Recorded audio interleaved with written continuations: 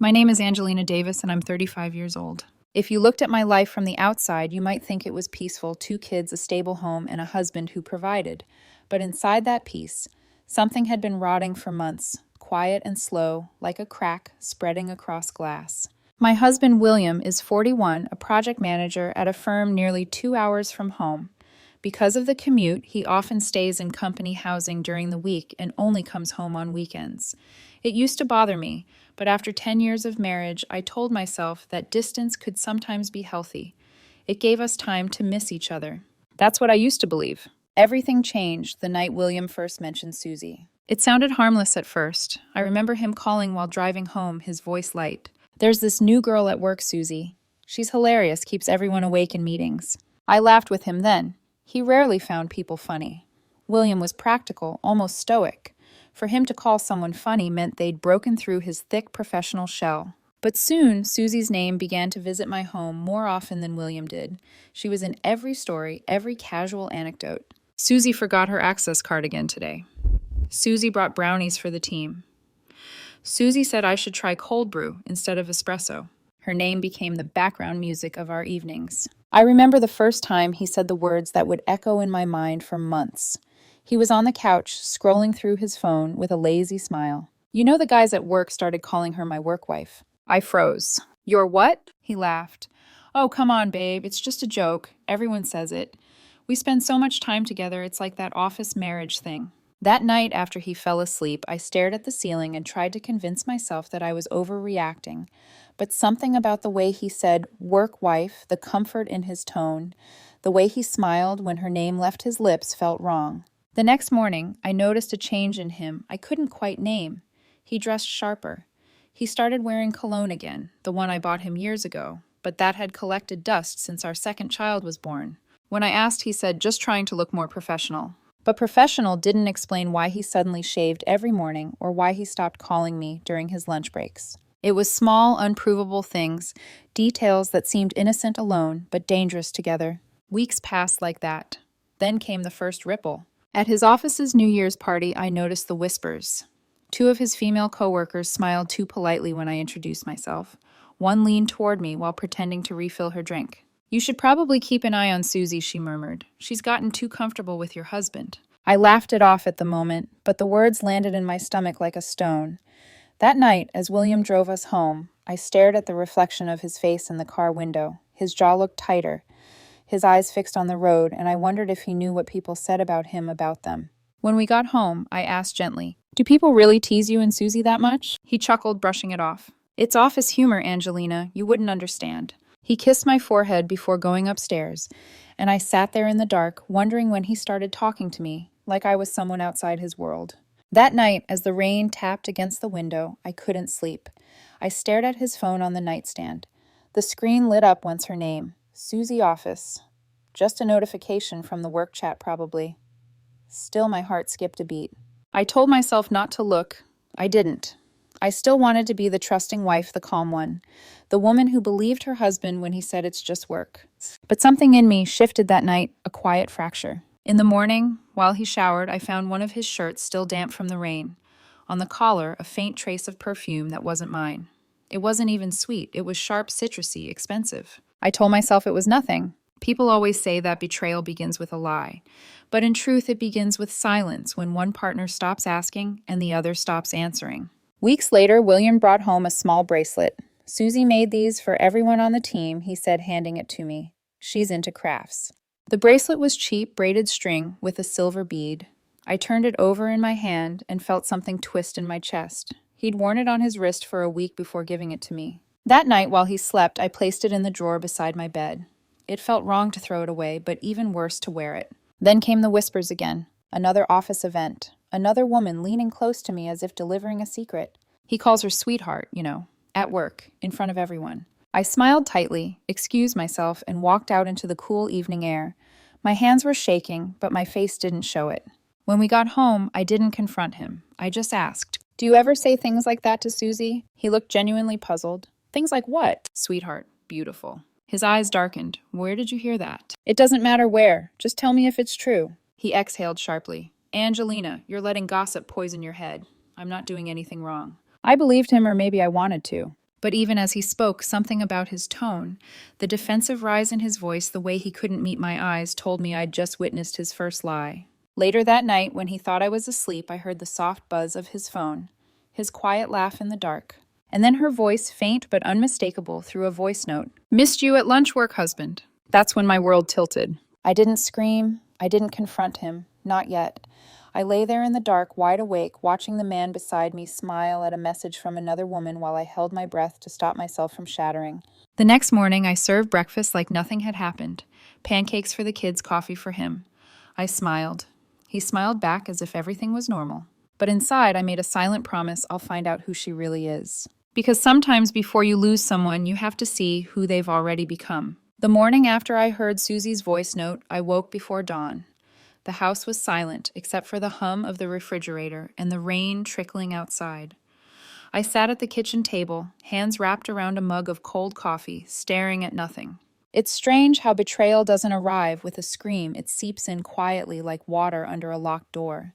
When William came downstairs dressed for work, he kissed the top of my head as if nothing was wrong. The scent of that same citrusy perfume clung faintly to his jacket. "You're up early," he said, pouring his coffee. "Couldn't sleep," I murmured. He didn't ask why. He never did anymore.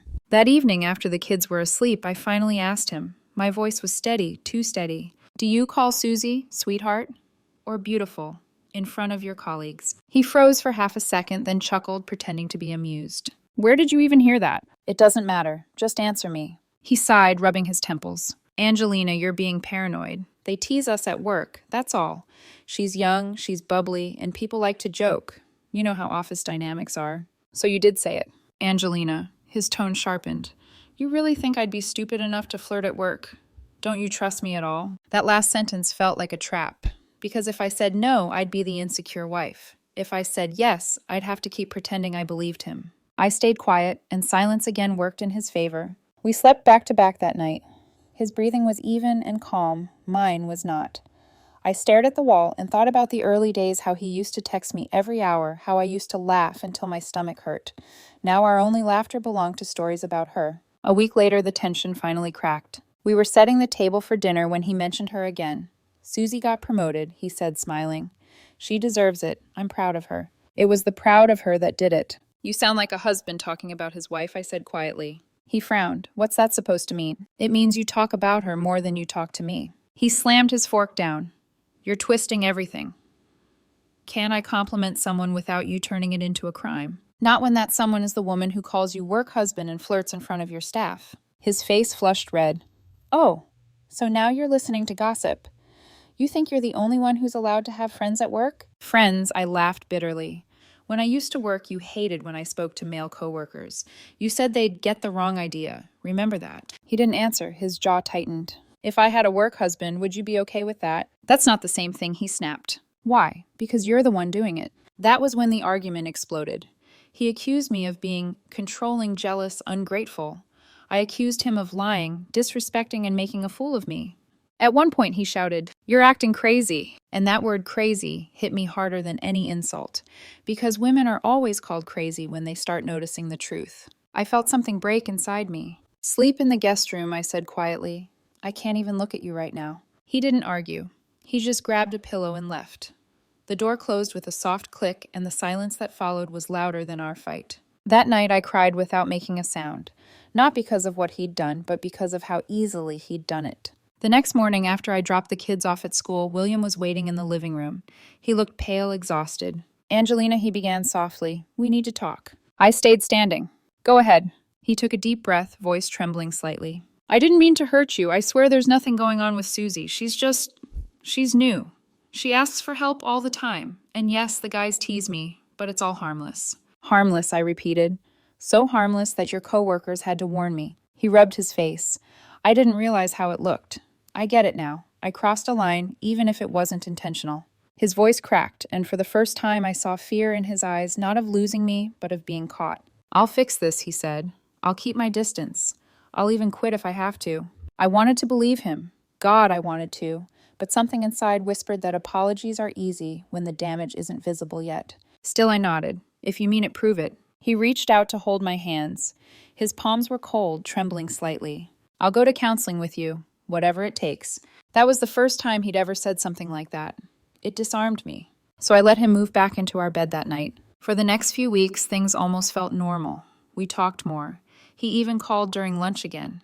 It was like watching color slowly return to a faded photograph. But sometimes, when he thought I wasn't looking, he'd stare off into nothing, lost in thought, and I could tell where his mind went even if his eyes didn't say it. The therapist told us that rebuilding trust takes time, that forgiveness isn't an event, it's a process. I wrote that down in my journal. But deep down, I wasn't sure if I wanted to forgive or if I just wanted to forget. Then one rainy evening, I made the mistake of looking up Susie. Her social media was public.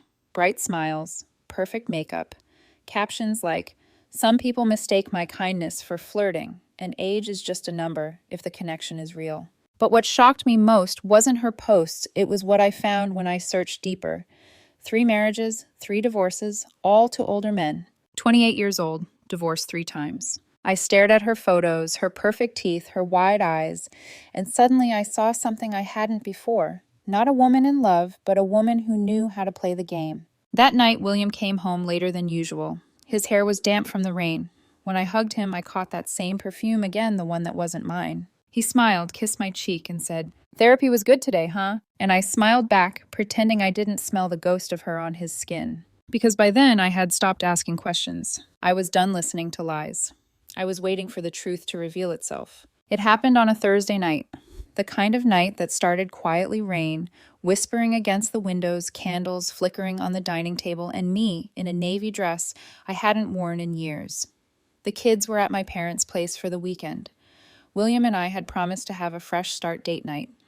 I'd made reservations, done my hair, even set aside the old resentment for just one evening. But when the doorbell rang, it wasn't the delivery man or my husband standing in the rain. It was them, William and Susie. They were both drenched hair plastered to their faces, clothes clinging to their bodies.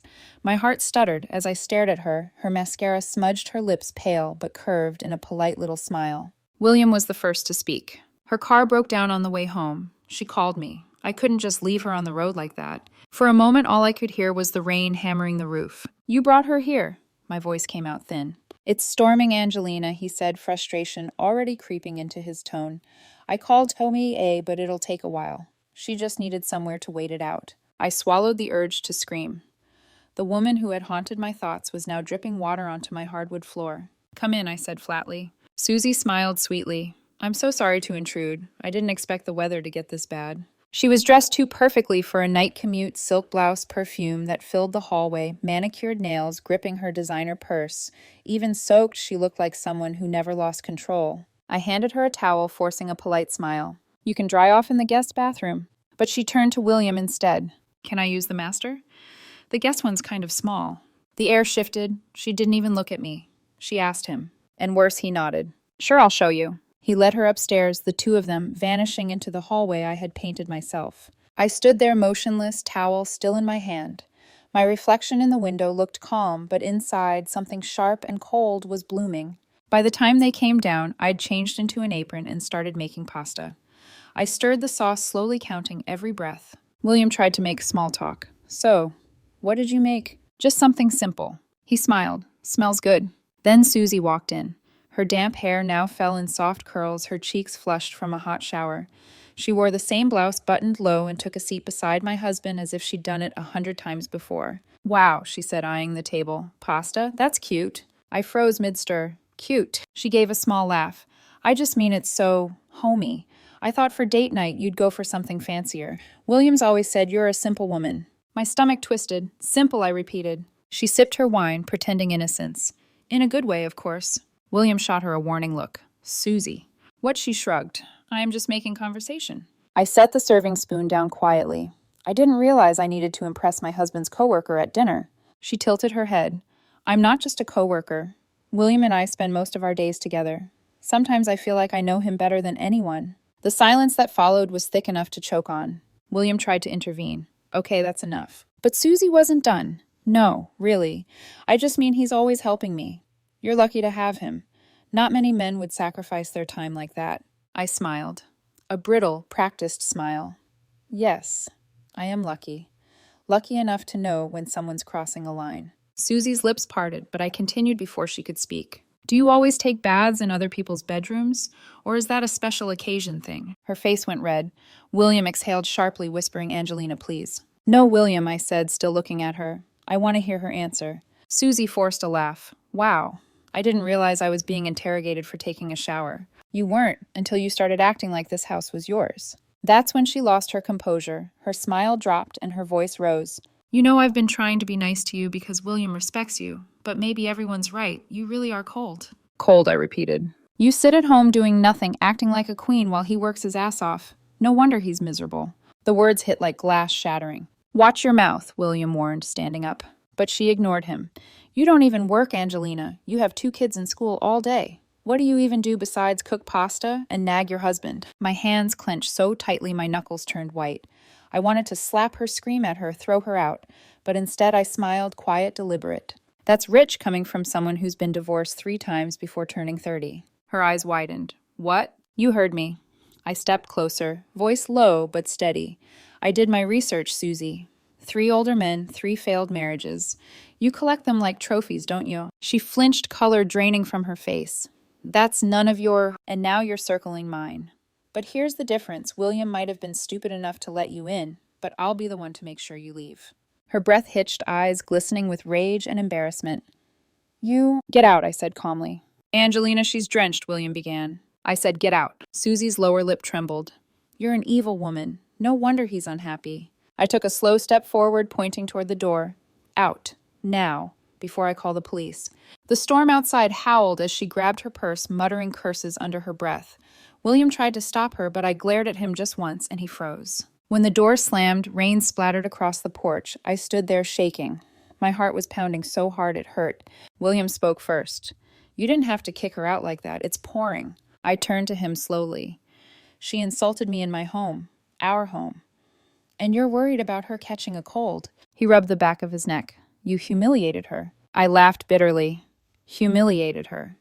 She humiliated me the moment she called you her husband in front of your colleagues. You brought this woman into our house, our marriage, and now you're defending her. He didn't answer, just looked down, shame flickering across his face. The storm raged on outside. Susie's shadow disappeared down the street, swallowed by the dark. I went to the kitchen and began clearing the untouched plates. My hands trembled as I stacked them in the sink. The bracelet she once made him caught my eye, still tucked in the drawer beside the stove. I pulled it out, stared at it for a long moment, then dropped it into the trash. Behind me, William whispered, you went too far. I turned, voice trembling but cold. No, William. You did. The night you let her call you husband. He said nothing more. The only sound left was the rain, and somewhere in the distance, the faint echo of my own heart breaking. The house was unbearably quiet after that night. Even the kids noticed the silence when they came home. No music, no laughter, just the sound of plates clinking and drawers closing. William and I moved around each other like ghosts, our words reduced to logistics. But I couldn't stop replaying Susie's face in my mind, the way she smirked when she said, I know him better than anyone. I knew that wasn't just arrogance, it was a confession. 3 days passed before I asked to see his phone. We were sitting on the couch watching some mindless sitcom he'd put on. The canned laughter echoing through the living room. I waited until the episode ended, then muted the TV. William, I said quietly, can I see your messages with Susie? His whole body stiffened. Why? Because I want to believe you. He stared at me for a long time, his thumb tapping the remote. Then he said, you're still stuck on that. I told you I cut her off. Then you won't mind showing me. His jaw worked. I could see his pulse flickering in his neck. This isn't healthy, Angelina. You're obsessed. No, I said, voice trembling. I'm surviving. For a moment, he looked at me like he didn't recognize the woman sitting in front of him. Then, with a sigh that sounded like surrender, he handed me his phone. The screen lit up with her name before I even opened it, Susie. My stomach turned at the butterfly emoji. I clicked. There were hundreds of messages. Most of his replies were professional, short, polite, nothing flirtatious. But hers were full of sparkles, hearts, teasing words. You're my favorite manager. Can't believe you're still awake. Thinking about me, missed our coffee today. Mondays suck without you. Then 4 months back, a picture. It wasn't explicit, but it didn't need to be. She was in a low-cut red dress, posing in a mirror. The caption read, "Do you think this color suits me?" My breath caught. His reply came 30 seconds later. "You look great, but maybe don't send photos like that to me, Suze." Her response, "Why? You're my work husband, remember?" Relax, it's just a joke. I felt the blood rush to my ears. Every beat of my heart screamed liar. William leaned forward, his voice small. See, I told her not to. I didn't flirt back. You didn't stop her either, I whispered. You let it happen. You let her talk to you like that. You let her call you husband. He rubbed his forehead. Angelina. I didn't want to make it awkward at work. She's immature, that's all. Immature, I laughed softly. She was naked in your messages, William. He winced. She wasn't naked. You know what I mean. Silence. The kind that fills every corner of a room until even the walls seem to listen. I scrolled up again, my fingers trembling. Message after message, weeks of jokes, emojis, small talk that didn't belong between coworkers. And then a sentence that made my breath stop. Susie, I can't wait till Friday night. Feels like forever since we've laughed like that. William, same. Just keep it low-key. My hands went cold. What happened that Friday? He blinked. What? That Friday. The one you told her to keep low-key. He hesitated, eyes darting away. It was an office dinner, and she was there. Everyone was there. Did you drive her home? Angelina, did you drive her home? Yes, but nothing happened. Something inside me cracked open. You've been lying to me for months. He reached for my hand. Please don't twist this into something it's not. I should have told you about the photo, yes. But I didn't cheat. I swear on our kids, Angelina. Nothing physical ever happened. I pulled my hand back like his touch burned. You swore on them before, when you said you'd never hide anything from me again. His mouth opened, then closed. No words came. I stood up, clutching the phone. My reflection in the TV screen looked foreign, eyes red, lips trembling, a woman who used to trust. I can't do this anymore, I whispered. He stood, too panic flooding his face. What are you saying? I'm saying I don't know who you are. I don't know who I married. But I know I don't want to live with a man who makes me feel insane for seeing the truth. He stepped closer. Angelina, please. We can fix this. Can we? I met his eyes. Tell me one thing. If she hadn't sent that photo, would you have told me ever? He didn't answer. That was my answer. I handed the phone back to him. I'm taking the kids to my parents for a few days. His voice cracked. Don't do this. Don't break us over a misunderstanding. You already broke us, William. You just didn't hear the sound. That night I couldn't sleep. I stared at the ceiling, the glow from my phone screen painting the room blue. My mind kept circling one thought. If he's hiding this much, what else is he hiding? I knew I needed to find out everything, not just for closure, for clarity, because lies have layers, and I had only peeled back the first one. The next morning, I sat at the kitchen table with a cup of coffee and opened Facebook. I typed the name Michael Ruiz, Susie's boyfriend. His profile popped up instantly, smiling confident, holding Susie close in a photo dated 2 weeks ago. He had no idea. My hands hovered over the keyboard. Should I shatter another person's world the way mine had been shattered? I hesitated only for a moment, then I typed, Hi, Michael. You don't know me, but I think we should talk. It's about Susie. I hit send, and with that single message, the truth began to unravel. It took Michael 2 days to reply. His message was polite, cautious. Hey, yeah, I'm Susie's boyfriend. What is this about? I stared at the screen for a long time before typing back. It's about something you deserve to know. Can we meet in person? He suggested a park near his office public quiet safe. We agreed to meet at noon on Saturday. That morning, the sky was overcast, the kind that looks like it's holding its breath before the storm. I dressed simply, jeans, a gray coat, no makeup. There was no point pretending to be composed. When I got there, he was already sitting on a bench under an oak tree, coffee in hand. Early 30s, neatly dressed, kind eyes that now carried a wary edge. He stood when he saw me. You're Angelina, right? I nodded. Thank you for coming. We sat the awkward silence stretching between us. He shifted slightly, then said, So what's this about Susie? I took a breath. The kind you take before pulling a bandage off a wound. I think she's been having an affair with my husband. He blinked, his jaw tightening. Your husband, William. Yes, they work together. He exhaled, rubbed his temple. She mentioned him before, said he was her mentor. That's one word for it. I pulled out my phone and showed him screenshots, Susie's flirty messages, the photo in the red dress, William's replies. He leaned forward, scrolling slowly, his hand trembling just slightly. She never told me about this. I figured. He sat back, running his hand over his face. God, I knew something was off. She's been distant for months. Canceling plans, working late. I thought it was just stress. It was my life falling apart, I whispered. For a while, neither of us spoke. The park around us was quiet, except for the sound of children playing on the swings, their laughter cutting through the heavy air like sunlight we couldn't reach. Then Michael asked, voice low, Why tell me you could have just confronted her? Because I wanted to know the full truth. And I think you do too. He nodded slowly. You're right. We exchanged stories. The little inconsistencies, the phone calls that came at odd hours, the perfume that lingered on clothes. Every detail connected piece by piece until the puzzle was complete and hideous. He looked out across the park, jaw tight. You know what's messed up? I kept feeling guilty. Like I was the one neglecting her. She told me I wasn't giving her enough attention. And all that time? She was taking it from mine, I finished softly. He looked at me, eyes glassy. I'm sorry. For you, for both of us. Don't be. We didn't cheat. They did. We sat in silence again. Then he said, if you ever need anything or if you find out more, please tell me. I nodded. I will. We stood, shook hands, and went our separate ways, two strangers bound by betrayal. That night, I couldn't stop thinking about his expression when he saw the screenshots. Shock, pain, recognition.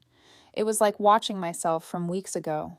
But the story didn't end there. Sunday morning, as I was packing the kids' clothes to stay another week at my parents', my phone buzzed. Michael Ruiz. I hesitated before answering. Hello? His voice was quiet but steady. Angelina, I need to tell you something. My stomach tightened. What is it? He took a breath. Susie confessed. The room tilted slightly. Confessed what? She admitted she slept with William. Once. Said it happened after a late work meeting. Claimed it was a mistake, but then said he was the one who kept it secret. My knees went weak. I sat down on the edge of the bed. Oh my God. Michael's voice cracked. She showed me the messages. He begged her to keep it quiet. Said he couldn't lose his family. I felt the words slam into my chest one by one. He told me nothing happened. He swore on our kids. I'm sorry, Angelina. I thought you should know. I figured you'd want proof. Proof. There was a pause, then a soft ding as a message came through. A screenshot.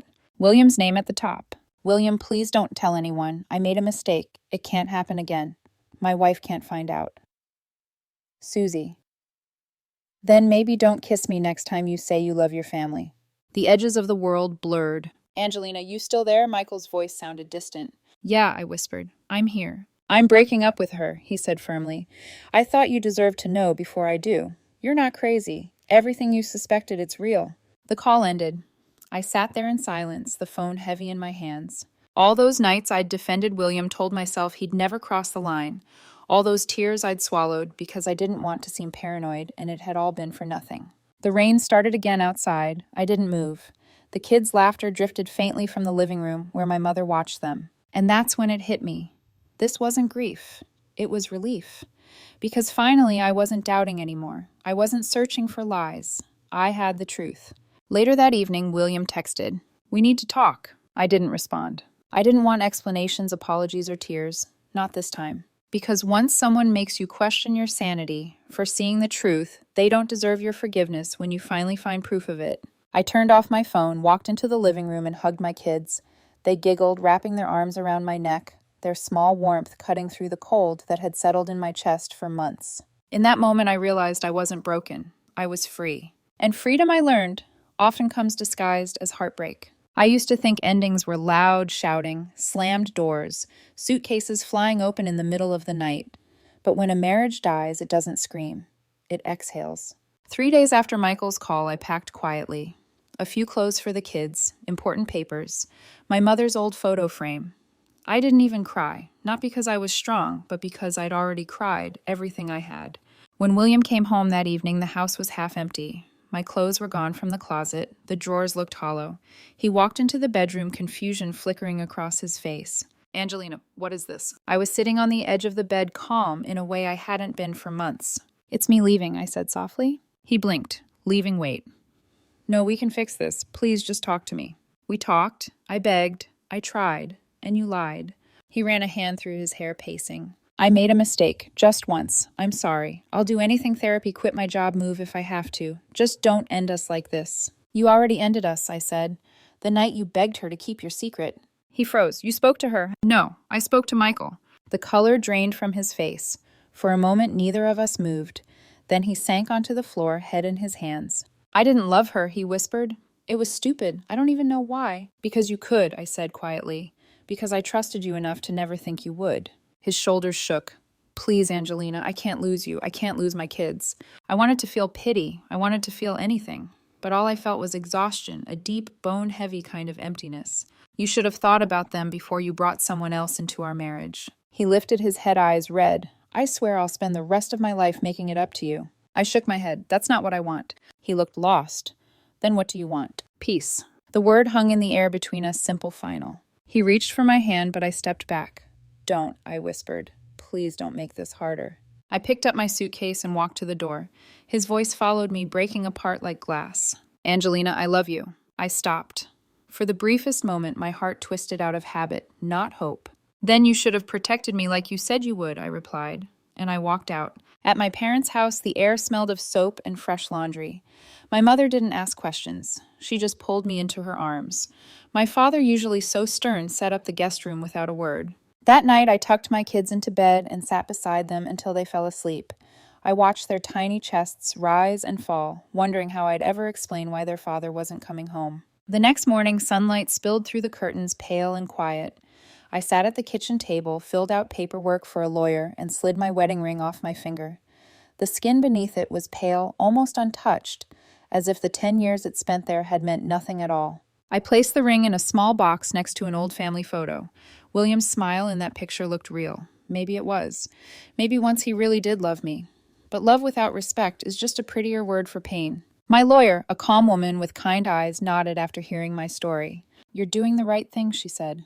I nodded, though my hands still trembled. It doesn't feel like it. It will, she said. Eventually it always does. Weeks passed. William called often, at first voicemails, texts, long messages about missing the kids, missing me, then fewer, then none. Susie moved away, apparently. Someone at his office told one of my friends she resigned suddenly. I didn't ask for details. Her name didn't deserve a space in my mind anymore. At night, when the world was still, I sometimes thought about the woman I used to be. The one who waited by the phone, the one who forgave too quickly, the one who mistook begging for love. I realized she was gone, and I didn't miss her. One evening, after putting the kids to bed, I walked into the backyard. The air smelled of wet grass and jasmine. I sat on the steps and looked up at the stars, quiet, steady, impossibly far away. My mother came out wrapped in a shawl. You okay, sweetheart? Yeah, I said. For the first time in a long while. I think I am. She smiled gently. You know, your father always said forgiveness isn't for the one who hurt you. It's for you so you can let go. I nodded. Maybe someday I'll get there. She squeezed my shoulder. You will. After she went back inside, I stayed there a little longer, listening to the night. For months, I had prayed for my marriage to survive. But now I realized survival wasn't the goal, healing was. And healing meant accepting that some stories end before we're ready. I pulled out my journal, the one I hadn't touched since before Susie's name entered our lives, and wrote, I used to think losing him would destroy me. Now I realize it finally set me free. The wind picked up, rustling the pages like applause. And for the first time in years, I smiled without forcing it.